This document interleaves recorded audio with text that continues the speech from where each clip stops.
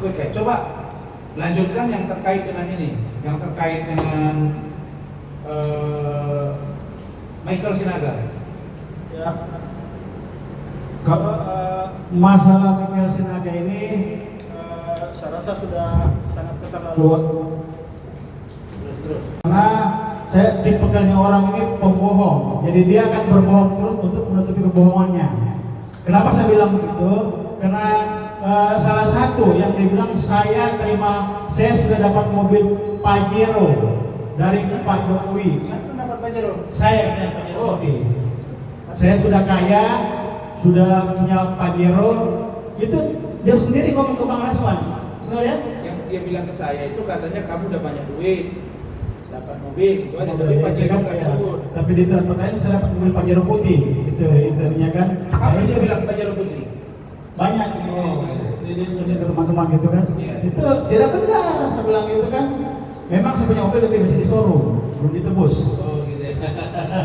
Itu kemudian kemarin di salah satu podcast dia mengulang lagi kemauannya. Ini sudah menyinggung masalah pribadi. Bang Radman, ini untuk di Jakarta, di Makassar ini diselesaikan secara adat. Ini masalah begini ini benar menyinggung. Ini sudah termasuk masalah pribadi balik alam. Dia bilang apa? Saya dibilang tidak nikah, kumpul kebo sama istri. Sama Ibu Ani nih. Ibu Ani Sama istri. sama istri ini. Dia bilang kumpul kebo. Kumpul kebo, padahal sama cucu sudah kedua. Belum nikah. Tidak menikah katanya. Sudah punya cucu. Sudah punya dua. Ada coba. Sudah berapa tahun menikah sama dia? Sudah 24 tahun. Ya kan anak sudah menikah satu lagi kuliah di IAIN di Ciputat. Iya kan? Nah ini kemudian ada salah satu lagi yang supirnya namanya Janes. Ya kan? Itu menjadi masalah pribadi juga. Ya kan? Dia bilang Arif itu kecil, orangnya kecil. Ya, saya lihat orangnya lebih kecil dia daripada saya. Ya kan? Kemudian apa aja nih? Karena saya disinggung dalam masalah pribadi, ya saya singgung masalah pribadi. Berkaca dulu lah, gitu kan? Ada netizen banyak percakapannya itu katanya lebih maju air daripada Janes. Iya benar. Jadi kita akan bilang ke hukum. Iya, bukannya tidak bercahaya begitu. Iya, akan bilang ke hukum ini. Iya, dan setelah itu saya akan mengambil langkah hukum. Saya serahkan ke Bang Rasman sebagai lawyer saya untuk mengambil langkah hukum. Karena ini sudah keterlaluan sekali, Pak. Ya. Baik, terima kasih, saudara-saudara. Sebenarnya kalau orang ada masalah, dia harus mengecilkan masalah itu untuk tidak mengembang. Tapi kok saudara Michael ini malah menjadi-jadi. Itu sebutan tadi. Jadi kami bilang ke hukum dalam minggu ini kita akan laporkan dugaan fitnah dan pencemaran nama baik berita hoax menyangkut dengan tidak menikahnya saudara Arif dengan istrinya. Wah, ini jelek sekali. Sudah punya cucu, jangan punya anak, punya cucu. Dan memang saya tahu mereka dari dulu sama. Saya sudah tahu. Belum kenal Michael juga sama Arif, saya sudah tahu. Mereka beda saja mas setahun sama dia. Jadi kita akan bilang ke hukum.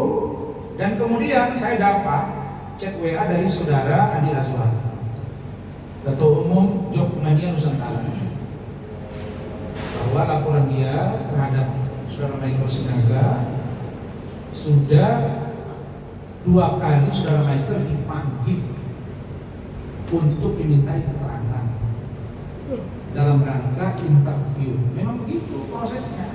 Interview dulu, kalau cukup bukti nanti naik penyelidikan, baru naik sedikit baru tersangka. 2 kali sudah. Jadi Pak Kapolres Metro Jakarta Selatan, Bapak Kombes Pol Ibu Tuyuni, saya harapkan untuk segera memproses laporan ini. Dan kau Michael, kalau kau dipanggil datang kau. Itu namanya gentleman agreement. Begitu juga dengan Kasat Reskrim Polres Metro Jakarta Selatan. Saya minta saudaraku AKBP Iskandar Shah untuk juga segera memproses dan menindaklanjuti apa yang sudah dilaporkan saudara Andi Azwar. Begitu juga dengan laporan kami saudara Arif Ihsan 2 minggu lalu terkait dengan fitnah dan pencemaran nama baik, juga sedang dalam proses. Adapun terhadap saya yang menyebut-nyebut saya penipu, pembohong, yang mengatakan saya dibekukan basnya, tidak lagi boleh beracara dan lain sebagainya, yang katanya orang pintar. Nah, sekarang saya buka aja ya. Ini kadang-kadang belajar sama orang pintar, tapi belagak pintar mana lebih baik?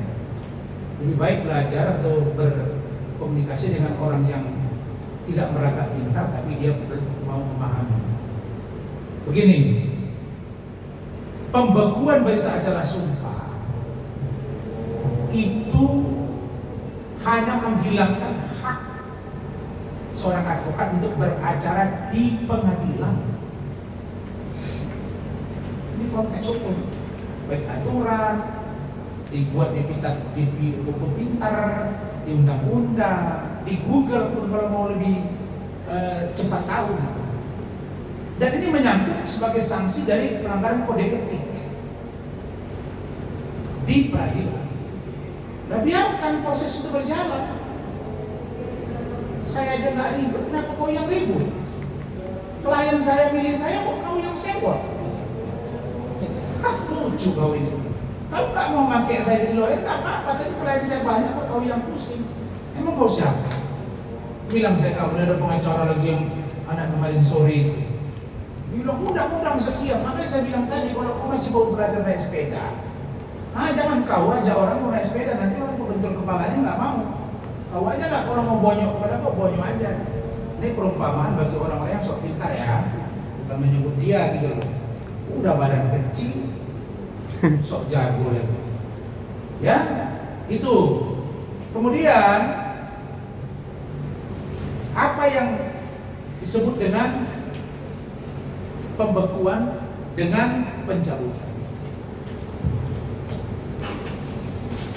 Karena kalau bicara ini kan harus by data, kemudian by logic. Perbedaan utama antara pembekuan dan pencabutan adalah: satu, pembekuan artinya suspend atau suspend atau suspension yang bersifat sementara atau temporer. Nih, Kamus Besar Bahasa Indonesia loh ini. Sedangkan pencabutan disebut dengan revocation atau cancellation yang bersifat permanen. Jadi saya bapak baru dibekukan, terus saya nggak teriak-teriak minta supaya datang saya cukup buat surat minta diaktifkan, belum ya sudah nggak apa-apa, nanti diaktifkan nanti lah. Dan saya belum bereaksi terlalu fokus untuk pengaktifan ini. Biarkan saya dulu berproses. Kalau saya juga merasa belum penting, saya harus bergerak untuk itu secara serius. Anda yang sewot juga. Klien-klien saya, orang nunjuk saya, kok kau yang pusing? Ya, sekarang kau tarung saja. Nggak usah pun saya jadi lawyer. Ketum kami Jokowi Gibran aja kau debat sama saya, boleh. Jangan kalian intervensi Adi Aiman, dia udah sangat fair. Kalian datang pun ditoleransi, tapi bukan berarti kalian banyak orang takut sama kalian. Masa orang lebih banyak. Mungkin nggak datang ke ruangan tuh di luar sana ya nunggu itu. Kalau diganggu satu-satu. Emang kita bodoh apa? Emang kita nggak punya orang apa? Jadi yang datang itu kan itulah dia. Makanya kemarin saya agak marah kepada salah satu narsum. Ternyata mentalnya sudah sampai di situ. Yang saya tahu dalam ajaran agama saya, takutlah pada Allah dan Rasulnya. Hormati orang tuamu, saudaramu, orang yang di atasmu, segani. Kalau takut tuh sama Allah bukan sama manusia, takut. Sehingga saya nggak ngerti apa arti takut. Kan saya nggak bilang takut itu apa ya? Roti kah, gulai kah, ayam kah, atau apa? Yang saya tahu takut itu takut sama manusia. Hormat. Jadi itu saudara-saudara yang saya sampaikan pada kesempatan ini. Mungkin nanti kalau ada pertanyaan bisa dijawab oleh teman-teman saya. Silakan.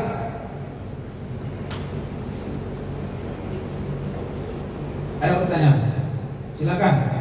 Cumi apa? Rebet. Itu yang dimaksud abang yang pakai ini aja, bagi-bagi. Kasih biar jelas. Kita jam 4 close ya, karena saya mau ada acara di Pondok Indah. Ya, mungkin yang terkait Michael Sinaga itu yang jelek-jelekin Pak, yang diduga yang jelek-jelekin Pak Arif Ihsan itu konteksnya itu di sosial media kah atau di TV kah atau di mana? Di podcast Refli Harun Official. Oh, oke. Itu ada dan itu barang bukti, bukan rakyat bersuara. Itu jelas bahwa tayangkan chattingan Saudara Arif Ihsan tanpa izin dia menyebut sebagai sekretaris saat mereka minta dan ingin datang ke Solo menemui Pak Jokowi membawa buku Gibran NG. Itu yang kita laporkan. Karena memang pada faktanya Saudara Arif Ihsan bukan sekretaris Gibran NG. Begitu ya Pak Arif? Oke. Cukup ya, silakan. Pak Arif Ihsan kan kemarin Bang Michael Sinaga sempat menyebutkan bahwa yang pelaporan atas nama buku yang buku Rismon itu, yang Pak Irwan itu mengatakan bahwa adanya manipulasi yang barcode buku yang di belakang katanya itu katanya dilakukan oleh Bapak Di SBN. Nah, betul Bang. Mungkin bisa dijelaskan seperti apa sih kronologinya dan katanya itu juga sudah merugikan orang banyak begitu. Terima kasih. Nah, kalau di ISBN itu kan sudah saya jelaskan kemarin di rakyat bersuara kan. Jadi diketik ISBN Perpusnas 2 kemudian masukkan nomor ISBN-nya, itu kan muncul. Ya kan akan muncul. Itu kan pendapatan juga. Memang yang 20 peserta pertama itu saya nggak tahu juga, tapi yang sekarang kan ini tercatat kok katanya. Misalkan bahwa kemudian yang pelaporan kemarin itu ya, yang pelaporan kemarin itu, saya rasa substansinya tidak ke sana karena di mana dia mengatakan penipuan dan masalah penjualan buku. Saya lihat itu ada laporannya mengenai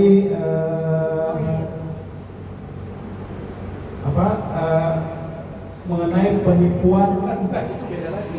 Yang ditanya oleh dia tadi, kalau yang dia ya, kalau yang tadi itu kan laporan mantan anggota ketua DPRD itu beda. Kan Rismon dilaporkan lagi masalah buku kemarin. Betul. Nah ini tidak, yang ditanya ini sekarang keberatan Arif Ihsan itu tentang apa terkait dengan yang dilaporkan terhadap si Michael, yaitu chattingan yang mengatakan sekretaris, yang kedua ISBN, gitu. Oh ya, tambahan lagi boleh? Tambah lagi yang laporan itu ya?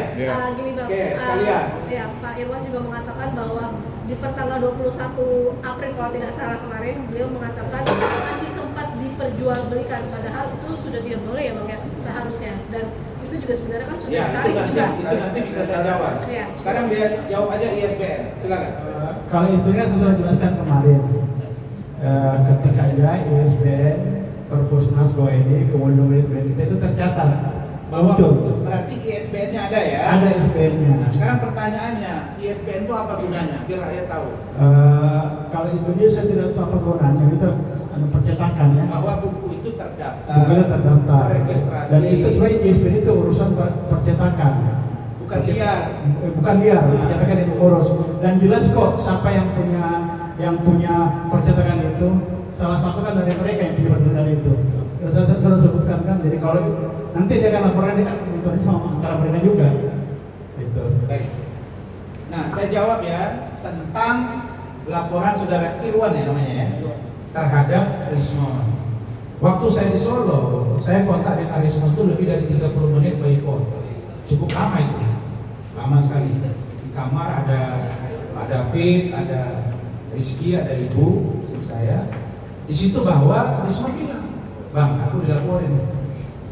Dia bilang penelitian saya itu sifatnya ongoing, jadi bukan permanen.